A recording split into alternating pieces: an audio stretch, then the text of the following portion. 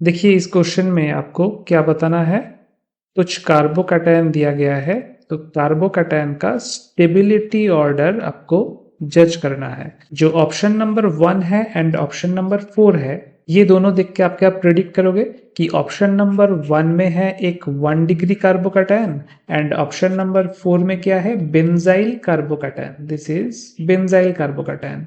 अब 1 degree carbocation सबसे less stable होना चाहिए और जो बेंजाइल कार्बोकैटायन है, क्योंकि वो मेसोमेरिक यानी कि बेंजीन रिंग का रेजोनेंस इफेक्ट के मदद से प्लस चार्ज को स्टेबल कर रहा है, इसीलिए बेंजाइल कार्बोकैटायन का स्टेबिलिटी हाईएस्ट होना चाहिए। और बाकी जो 2 नंबर और 3 नंबर का कार्बोकैटायन है वो दोनों बीच में कहीं पे रहेंगे। बट अगर आपने ये किया then your answer will be completely wrong, क्योंकि option number 2 and option number 3, यहाँ पे जो 2 कार्बोकैटायन दिया गया है उनमें स्पेशलिटी क्या है, that is cyclopropyl, cyclopropyl methyl carbocation. आप अगर इसका स्ट्रक्चर देखोगे, स्ट्रक्चर क्या था, एक साइक्लोप्रोपाइल रिंग के साथ यहाँ पे C, यहाँ पे दोनों तरफ 2 मिथाइल ग्रुप और यहाँ पे एक प्लस चार्ज, ये एक स्ट्रक्चर था। और दूसरे स्ट्रक्चर में क्या था कि तीनों तरफ साइक्लोप्रोपाइल रिंग, एक कार्बन के तीनों तरफ 3 साइक्लोप्रोपाइल रिंग और इस कार्बन के ऊपर प्लस चार्ज। अब इन दोनों स्ट्रक्चर को, ये एक स्ट्रक्चर हो गया, ये एक स्ट्रक्चर हो गया, इन दोनों स्ट्रक्चर को मैं और भी आसान कर देता हूं आपके लिए, और भी आसान कर देता हूं। बस आप इस स्ट्रक्चर के ऊपर नोटिस करो, which is cyclopropyl methyl carbocation. तो इसका एक्सेप्शनल एक्सेप्शनल स्टेबिलिटी होने का रीजन क्या है, ये हम सबसे पहले जानने का कोशिश करेंगे। नॉर्मली आपके पास अगर नॉर्मल प्रोपेन होता, ये तो साइक्लोप्रोपाइल हो गया, अगर आपके पास नॉर्मल प्रोपेन होता, वहां पे कोई भी एक कार्बन आप उठा लो, कोई भी एक कार्बन का अगर मैं पूछता कि हाइब्रिडाइजेशन क्या है तो आप क्या करते, sp3 बोलते, क्योंकि कार्बन के साथ अगर 4 बॉन्ड लगा हुआ है और उन चारों बॉन्ड में कुछ ना कुछ सब्सटीट्यूएंट है तो कार्बन का हाइब्रिडाइजेशन ऑब्वियसली sp3 होगा और उसका स्ट्रक्चर होगा टेट्राहेड्रल। बट अगर कोई स्ट्रक्चर क्लोज्ड हो, ओपन ना होके अगर कोई स्ट्रक्चर क्लोज्ड है, जस्ट लाइक साइक्लोप्रोपेन, तो प्रॉब्लम क्या अराइज होगा। अब हम साइक्लोप्रोपाइल मिथाइल के बारे में भी बात नहीं करेंगे, इसके बारे में भी बात नहीं करेंगे, इस पोर्शन को हम बाद में देखेंगे, इसको मैं इरेज कर देता हूं। हम बस बात करेंगे साइक्लोप्रोपेन के ऊपर। तो ये रहा हमारा साइक्लोप्रोपेन रिंग। अब साइक्लोप्रोपेन रिंग में 3 कॉर्नर में जो 3 कार्बन है, सब कार्बन के साथ एक एक हाइड्रोजन लगा हुआ है, एक एक हाइड्रोजन एटम लगा हुआ है। तो अगर मैं पूछूं कि कोई भी कार्बन का हाइब्रिडाइजेशन क्या होगा, what will be the hybridisation state of each of this carbon, अगर आपका आंसर है sp3 then that is a wrong answer. क्यों, यहाँ पे रिंग स्ट्रेन है, there is ring strain, it is a 3 membered ring and that's why tetrahedral होने के लिए जो बॉन्ड एंगल है 109.28 degree, that bond angle is not applicable here. यहाँ पे इतना बॉन्ड एंगल हो ही नहीं सकता बिटवीन द रिंग। यहाँ पे बॉन्ड एंगल कितना होगा, अगर इन तीनों बॉन्ड एंगल को हम सेम मानते हैं, सपोज अगर तीनों बॉन्ड एंगल को हमने ए मान लिया तो 3a will be equals to 180 degree. ये हमने पढ़ा है कि कोई अगर ट्रायंगल है तो उस ट्रायंगल का तीनों बॉन्ड एंगल का सम कितना होगा, सम होना चाहिए 180 डिग्री। तो यहाँ पे भी वही हमने किया, तो ईच एंगल कितना आएगा, each angle will be 60 degree. तो ये हर एक एंगल कितना डिग्री है, each is of 60 degree. But यहाँ पे भी एक इंपॉर्टेंट चीज आपको ध्यान में रखना पड़ेगा, ये जो हम बोल रहे हैं 60 डिग्री, ये कौन सा एंगल है, इंटर न्यूक्लियर एंगल। अब what is inter nuclear angle, आप जो साइक्लोप्रोपेन रिंग को ड्रॉ कर रहे हो उसका मतलब तीनों कार्बन के बीच में एक एक बॉन्ड फॉर्मेशन हुआ है और हर एक कार्बन एटम का एक न्यूक्लियस होगा। तो उन न्यूक्लियस के बीच में अगर स्ट्रेट लाइन में बॉन्ड फॉर्मेशन होता तो जितना एंगल बनता उस एंगल को हम बोल रहे हैं इंटर न्यूक्लियर एंगल और वो होना चाहिए 60 degree. But inter nuclear angle is not equals to inter orbital angle. अब इंटर ऑर्बिटल एंगल क्या है? ऑब्वियसली अगर कार्बन कार्बन बॉन्ड फॉर्मेशन हुआ है मतलब ऑर्बिटल ओवरलैप हुआ है, तो कोई भी कार्बन का जनरल इलेक्ट्रॉनिक कॉन्फ़िगरेशन क्या है? वैलेंस शेल का 2s2 2p2, ये हमको पता है। तो ग्राउंड स्टेट में हम ऐसे लिख सकते हैं 2s2 और यहाँ पे 2 इलेक्ट्रॉन।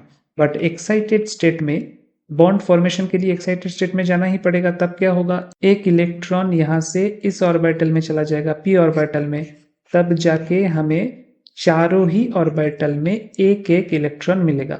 इसको हम क्या बोलते हैं? इसको हम बोलते हैं sp3 हाइब्रिडाइज्ड ऑर्बिटल। कितना sp3 हाइब्रिडाइज्ड ऑर्बिटल जनरेट हुआ? 4 sp3 हाइब्रिडाइज्ड ऑर्बिटल जनरेट हुआ, सभी में एक एक इलेक्ट्रॉन है। अब अगर सिंपली हम एक मीथेन मॉलिक्यूल को फॉर्म करते तो वो फॉर्म कैसे होता? टेट्राहेड्रल शेप में।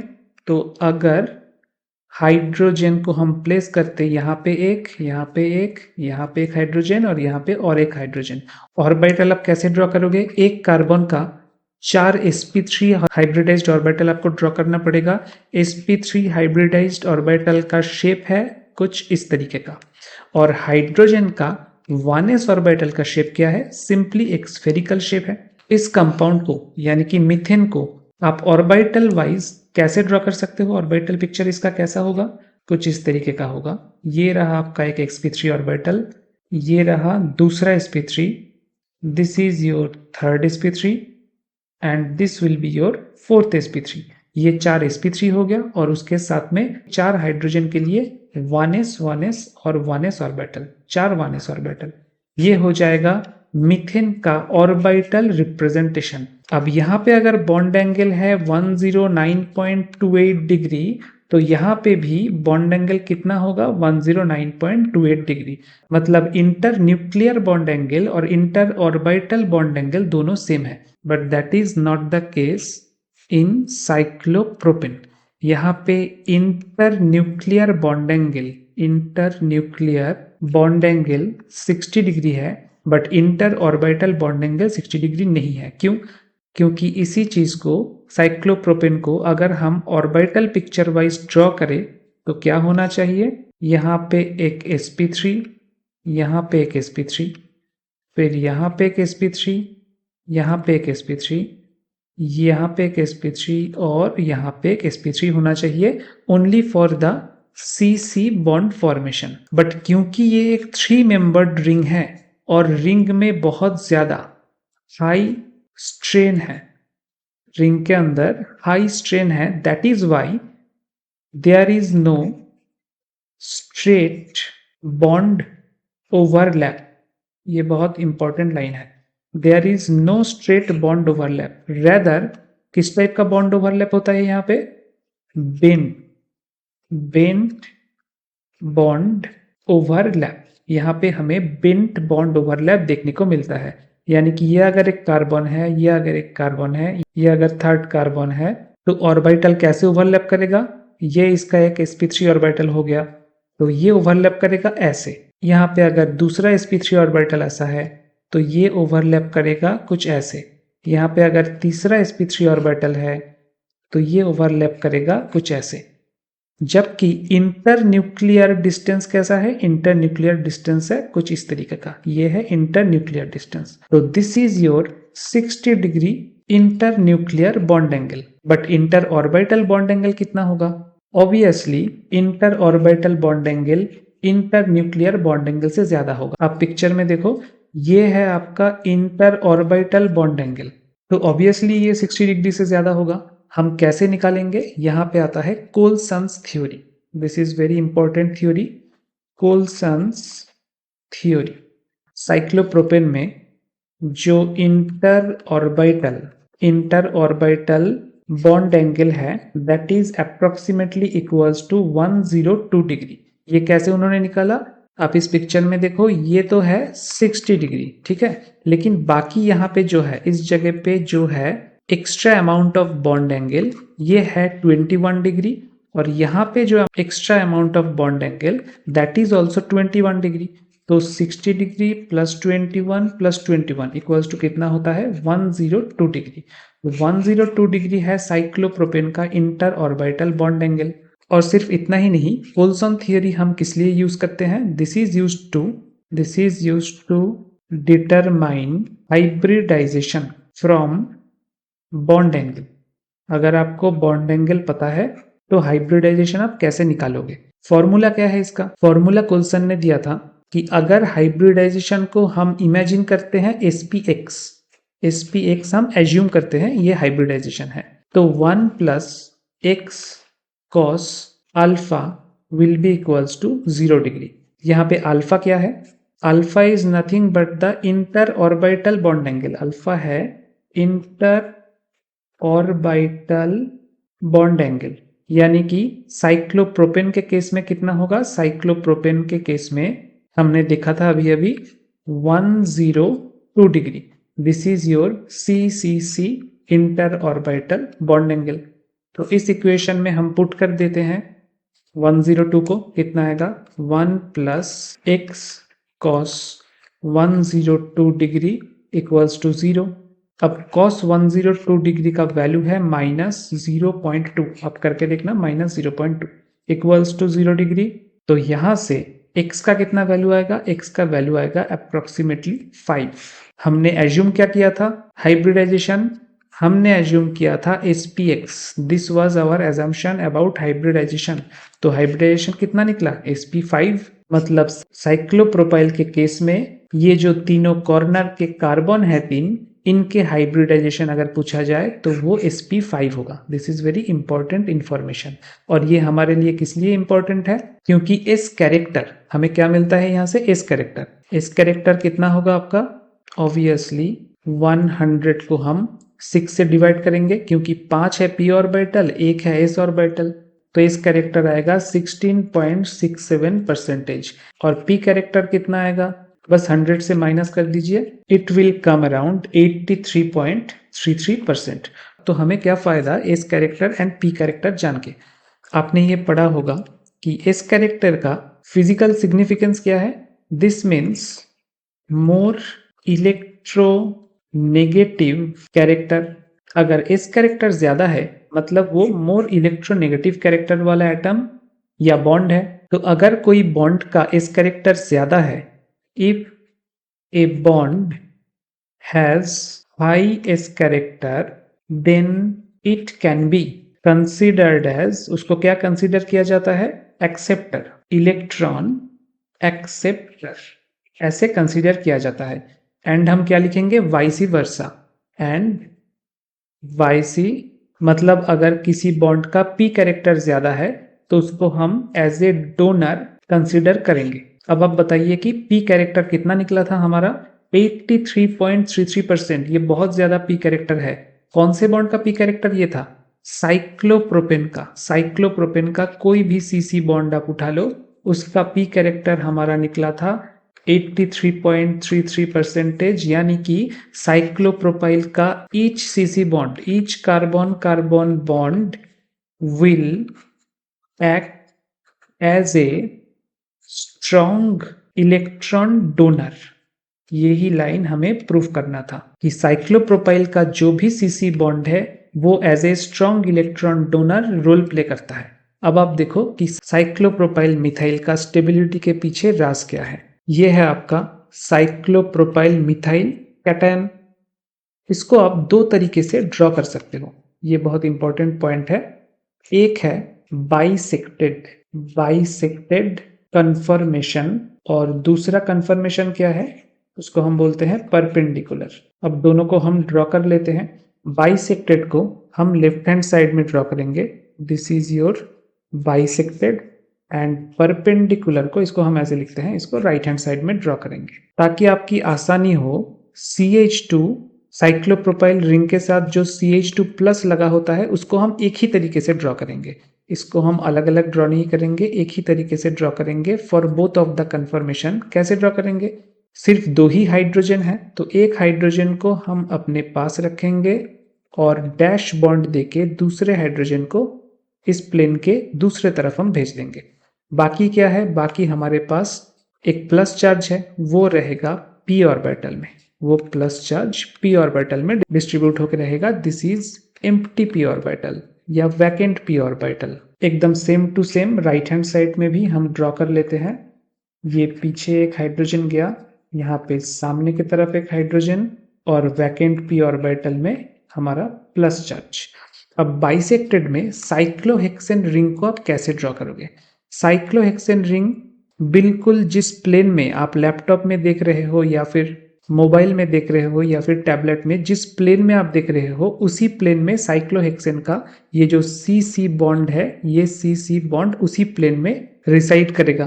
तो हमने जो बेंट बॉन्ड दिखाया था साइक्लोप्रोपेन का, हमने जो बेंट बॉन्ड दिखाया था, अगर आपको याद है कि ऐसे एक ऑर्बिटल अगर है तो दूसरा ऑर्बिटल जाके ऐसे ओवरलैप करेगा, यहाँ पे भी अगर ऐसा ऑर्बिटल है तो दूसरा ऑर्बिटल जाके ऐसे ओवरलैप करेगा। तो उसको यहाँ पे आप कैसे ड्रॉ करोगे?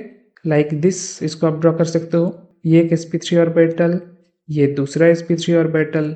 ध्यान रखना ऑर्बिटल एक दूसरे को क्रॉस होना चाहिए। मेरा कुछ क्रॉस नहीं हो रहा है लेकिन ये क्रॉस होना चाहिए, बॉन्ड फॉर्मेशन होना है तो अब यहाँ का लेफ्ट हैंड साइड में जो बेंट ओवरलैप्ड ऑर्बिटल है, बेंट ओवरलैप्ड sp3 ऑर्बिटल है, बेंट ओवरलैप्ड sp3 ऑर्बिटल है, उसका p कैरेक्टर कितना है? हमने अभी अभी निकाला था कि p कैरेक्टर 84.33% हमारा आया था, सॉरी 83.33%।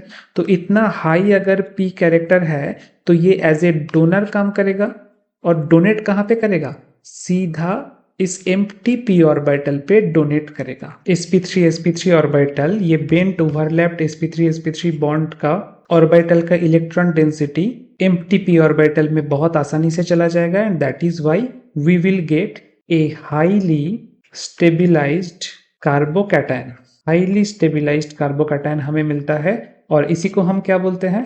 इस टाइप के रेजोनेंस को हम डांसिंग रेजोनेंस बोलते हैं। ये भी नाम आप ध्यान में रखना, डांसिंग रेजोनेंस बोलते हैं। क्यों बोलते हैं? क्योंकि आप अगर इसको नॉर्मली ऐसे रिप्रेजेंट करना चाहोगे, ये रहा आपका साइक्लोप्रोपाइल मिथाइल कार्बोकैटायन, तो बहुत बार क्या होता है, लोग इस तरीके से रिप्रेजेंट करते हैं कि यहाँ पे एक डबल बॉन्ड आ गया, यहाँ पे प्लस, या फिर अगर ये बॉन्ड यहाँ पे टूट जाता तो आप ऐसे भी दिखा सकते थे। But this kind of structures are unreal. आप ध्यान में रखना, हम डांसिंग रेजोनेंस बोलने के लिए तो बोल देते हैं, but this structures in actual life, in actual chemistry does not happen. So आप बस याद रखने के लिए डांसिंग रेजोनेंस ऐसे करके याद रख सकते हो। बाकी आपको इसके पीछे का साइंस मैंने पूरा बता दिया। But this is possible only for bisected conformation, left hand side का कन्फर्मेशन। राइट हैंड साइड का कन्फर्मेशन हमने अभी तक पूरा ड्रॉ नहीं किया, अभी मैं ड्रॉ करता हूं परपेंडिकुलर कन्फर्मेशन। अब आप देखो परपेंडिकुलर कन्फर्मेशन में क्या होगा। आप जो साइक्लोप्रोपाइल रिंग को ड्रॉ करोगे उसको कुछ इस तरीके से ड्रॉ करना ताकि वो रिंग हमारे तरफ रहे। ये रिंग प्लेन में नहीं रहेगा, मतलब जिस प्लेन में आप देख रहे हो, लैपटॉप हो चाहे फिर टैबलेट हो, उस प्लेन में नहीं रहेगा। ये साइक्लोप्रोपाइल रिंग का एक कॉर्नर हमारे तरफ रहेगा, दूसरा कॉर्नर दूसरे तरफ रहेगा। तो ऑब्वियसली जो ऑर्बिटल्स रहेंगे वो ऑर्बिटल्स दूसरे प्लेन में रहेंगे। दूसरा प्लेन मतलब जिस प्लेन में ये एम्प्टी p ऑर्बिटल है उस प्लेन में ये नहीं रहेगा, बल्कि उसके परपेंडिकुलर प्लेन में रहेगा ये बाकी का sp3 orbitals. And that is why donation of electron will not be possible to empty orbital. And donation possible नहीं होता, इसीलिए परपेंडिकुलर कन्फर्मेशन को हम कैंसिल कर देते हैं in case of cyclopropyl methyl carbocation. तो आपको बस ये ध्यान में रखना है कि साइक्लोप्रोपाइल मिथाइल कार्बोकैटायन अपने बाइसेक्टेड कन्फर्मेशन में बहुत ही ज्यादा स्टेबल है, दैट इज एक्सेप्शनली स्टेबल। और जितना इसके साथ आप सब्स्टिट्यूएंट्स जोड़ते जाओगे उतना ही ये और ज्यादा स्टेबल होता चलेगा। तो हमारे पास क्वेश्चन में, अब हम क्वेश्चन सॉल्व करेंगे, हमारे पास क्वेश्चन में जो 4 ऑप्शन था कार्बोकैटायन का, उनमें से ऑप्शन नंबर 3 होगा सबसे ज्यादा स्टेबल, क्योंकि ये है साइक्लोप्रोपाइल मिथाइल कार्बोकैटायन। यहाँ पे 3 साइक्लोप्रोपाइल रिंग लगा हुआ है तो ये सबसे ज्यादा स्टेबल होगा, तो ऑप्शन 3 को हम पहले देंगे। उसके बाद ऑप्शन 2 आएगा, क्योंकि यहाँ पे एक साइक्लोप्रोपाइल रिंग लगा हुआ है तो ऑप्शन 2। उसके बाद आएगा हमारा बेंजाइल रिंग की बारी, यानी कि ऑप्शन 4। और सबसे आखिर में ऑब्वियसली 1 डिग्री कार्बोकैटायन यानी कि ऑप्शन 1। तो इसका यही ऑर्डर होगा स्टेबिलिटी ऑफ कार्बोकैटायन का।